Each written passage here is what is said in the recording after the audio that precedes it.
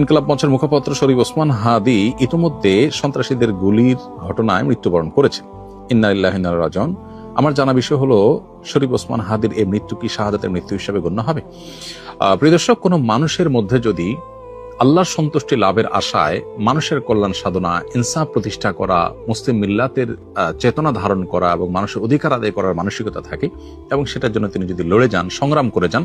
এমত অবস্থা যদি তার এই চেতনার কারণে তিনি আক্রমণের শিকার হন এবং মারা যান, সন্দেহাতীতভাবে তিনি শাহাদাতের মর্যাদা লাভ করবেন ইনশাআল্লাহ তাআলা। ইমানদারের মধ্যে যদি আল্লাহর সন্তুষ্টি লাভের জন্য জীবন বাজি রাখার মানসিকতা থাকে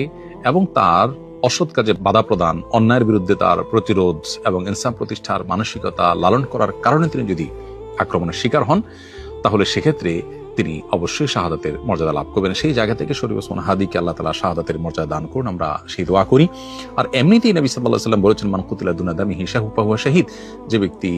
কারোর হাতে খুন হয়েছে, জীবন রক্ষা করতে গিয়ে তার জীবন খুন হয়েছে, অর্থাৎ সাধারণ ধস্তাধস্তিতে অথবা কোনো ডাকাতের হাতে মারা গেছে, সেও শাহাদাতের মর্যাদা লাভ করেন। তাহলে সেক্ষেত্রে দ্বীনের কথা বা মুসলিম মিল্লাতের কথা বা মুসলিম চেতনার কথা বা ইনসাফের কথা বা মানুষের অধিকারের কথা যদি কেউ বলতে যান মুসলিম হয়ে এবং আল্লাহর কাছ থেকে যদি বিনিময় আশা করেন, তাহলে তিনি অবশ্যই শাহাদাতের মর্যাদা লাভ করবেন। অনেকে আছেন যারা বিপ্লবী মানসিকতা ধারণ করেন, তারা অন্যায়ের বিরুদ্ধে সংগ্রাম করেন, তাদের সে সংগ্রামকে আমরা অবশ্যই শ্রদ্ধা করব, কিন্তু তার মধ্যে যদি আল্লাহর প্রতি বিশ্বাস না থাকে অথবা তিনি যদি এই সংগ্রামটা করেন তার মানবিক চেতনা থেকে শুধুমাত্র, এর জন্য তিনি আল্লাহর কাছ থেকে কোনো বিনিময় আশা করেন না, আল্লাহর সন্তুষ্টি লাভের আশায় করেন না, কোরআন হাদিসের নির্দেশনার কারণে করেন না, তাহলে সেক্ষেত্রে তার এই আত্মত্যাগটা শাহাদাত হিসাবে বিবেচিত হবে না। শাহাদাত বিষয়টা আসলে নিয়তের সাথে সংশ্লিষ্ট বিষয়।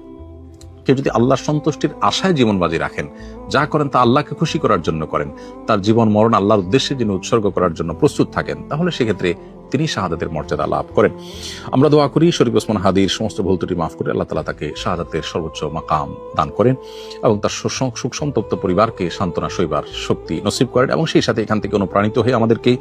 আল্লাহর সন্তুষ্টির লাভের আশায় জীবন বাজি রাখার মানসিকতা আমাদেরকে ধারণ করার তৌফিক দান করুন। বস্তুবাদের এই পৃথিবীতে আমরা বেশিরভাগ মানুষ